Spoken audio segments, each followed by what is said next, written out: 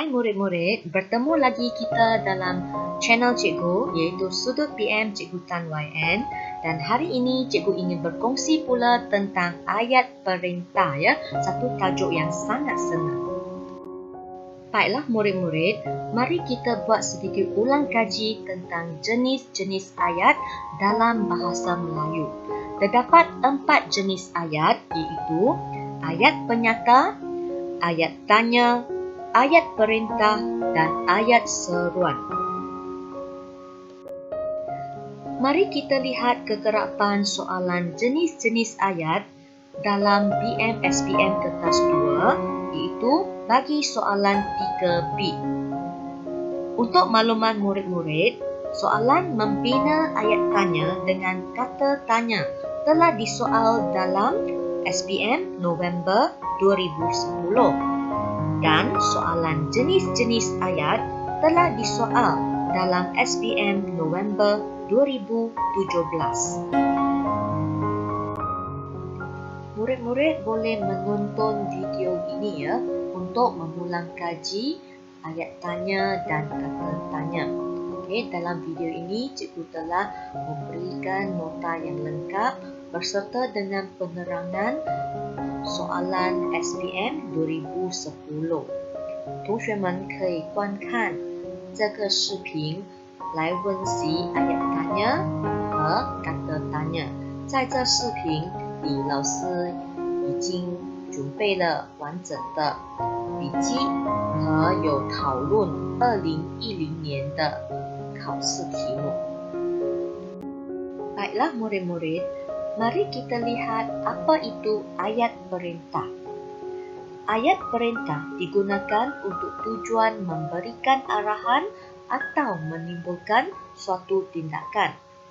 Perintah ditujukan kepada orang kedua dengan menggunakan kata ganti nama orang kedua seperti awak, kamu, engkau dan sebagainya yang biasanya digugurkan dalam ayat tersebut. 同学们，让我们看看什么是祈使句。Ayat perintah 是给指示或引起反应的。在这个造句里面，我们是引用第二代名词，例如 awak, kamu, engkau。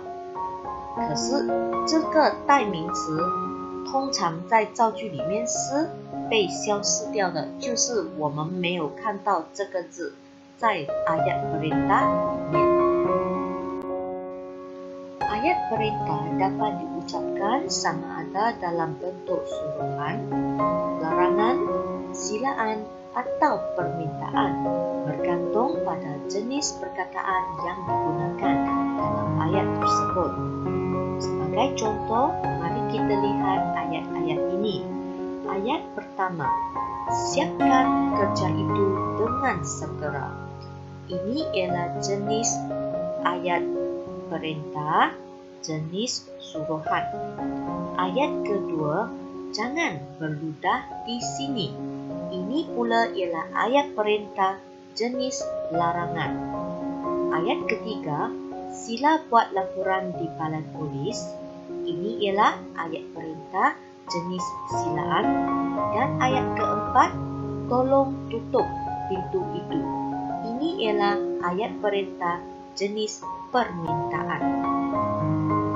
同学们，我们的 ayat perintah 或者祈使句可以分成4个种类，那就是 suruhan 指示、larangan 禁止、silaan 邀请或者 permintaan 请求。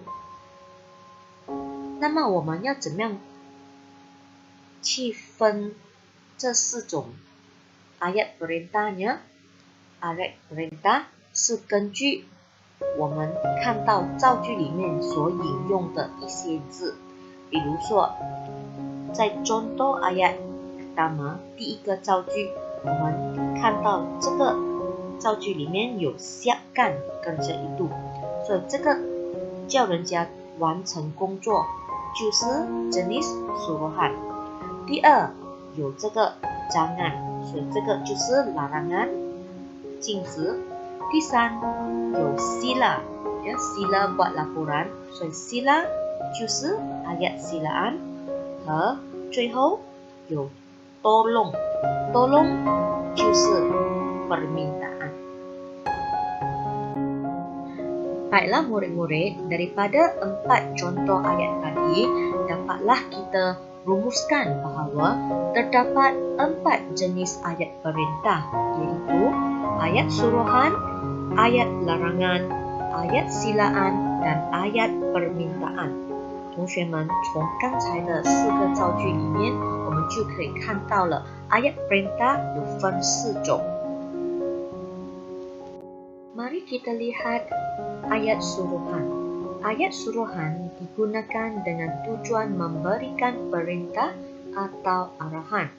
Subjek dalam ayat ini ialah kata ganti nama diri yang kedua seperti awak, kamu, engkau.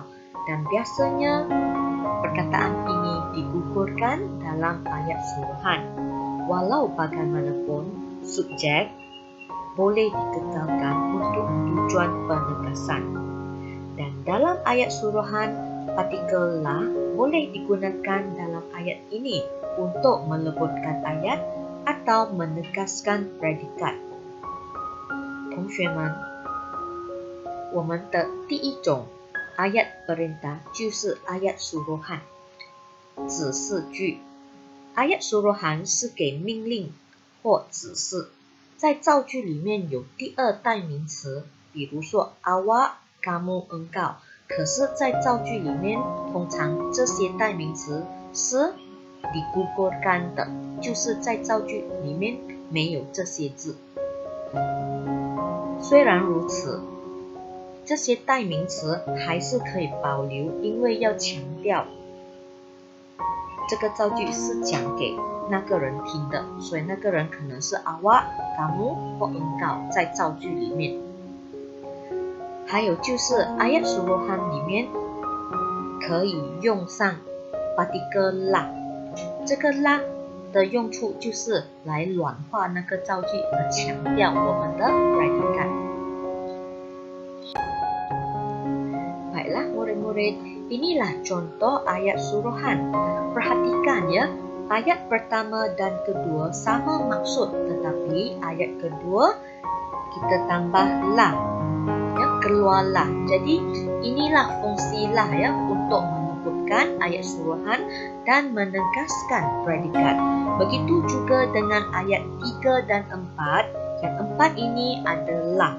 Jadi bezanya hanyalah ayat kedua, keempat, keenam, 7, 8, 9, 10 semuanya ada partikel la, ya.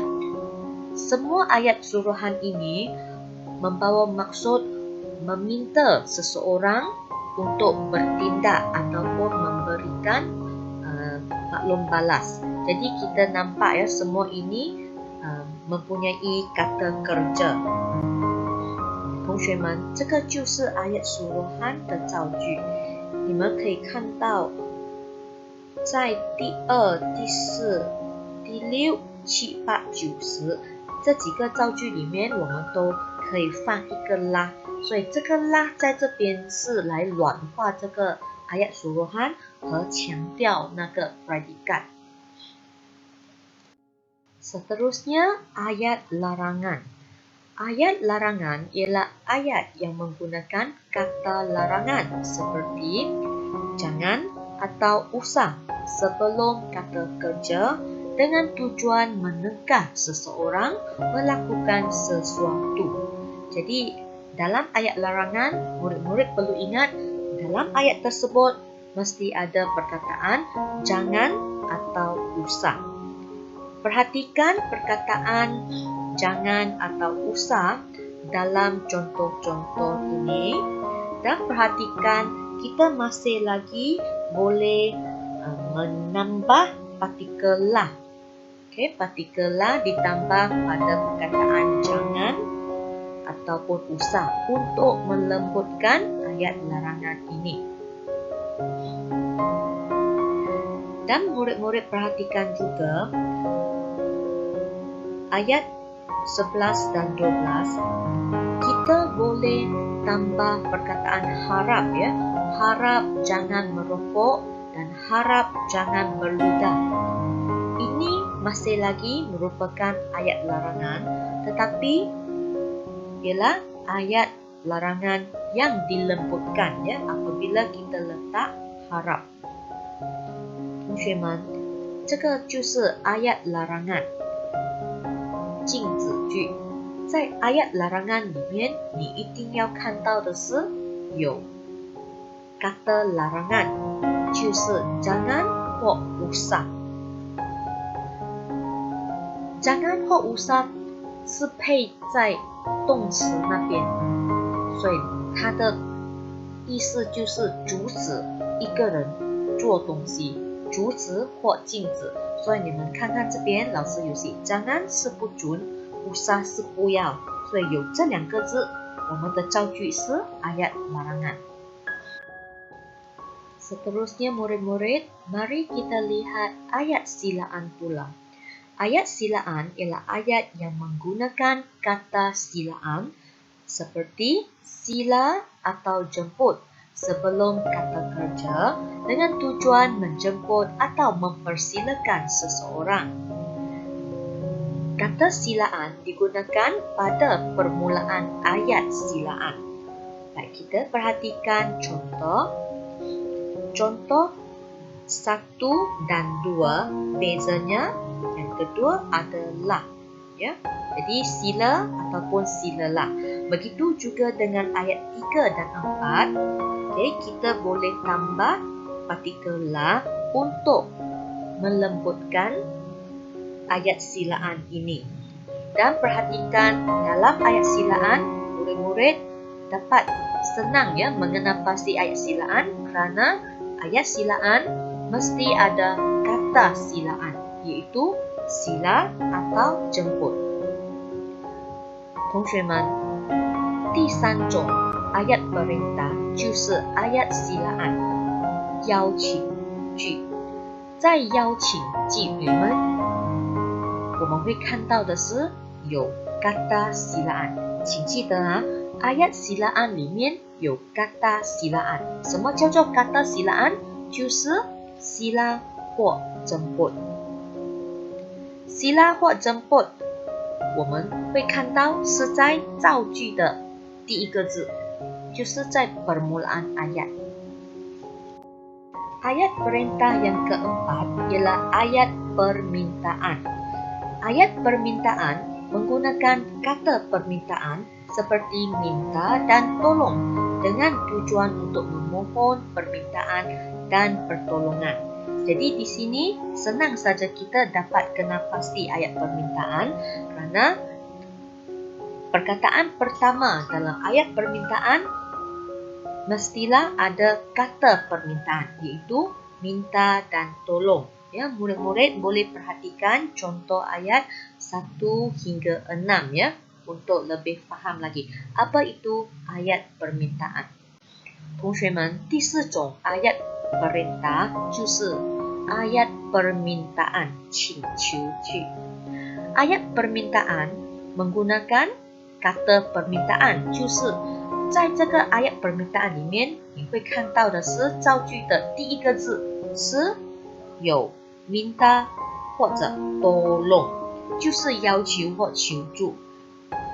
所以这边同学们只要记得 ayat permintaan 有 minta 或 tolong， 你就会很容易的分辨出每一个ayat perintah ya. Untuk memudahkan murid-murid ingat, cikgu buat sedikit rumusan di sini ya. Jadi untuk ayat larangan, murid-murid ingat jangan dan usah.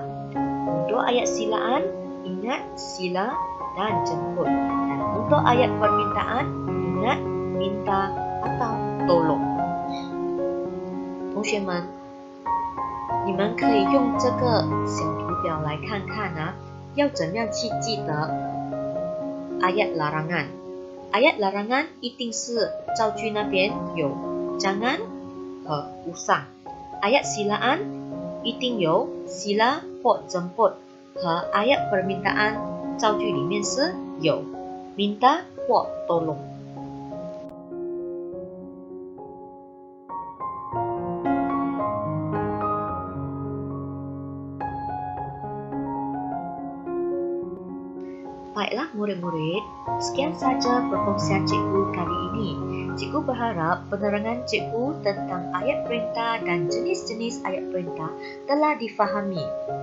Dan cikgu berharap murid-murid akan terus menonton ya ayat perintah siri kedua untuk mendapatkan penerangan tentang cara menjawab soalan percubaan dalam topik ayat perintah. Sehingga kita berjumpa lagi dalam video yang akan datang。同学们，今天的分享就到此。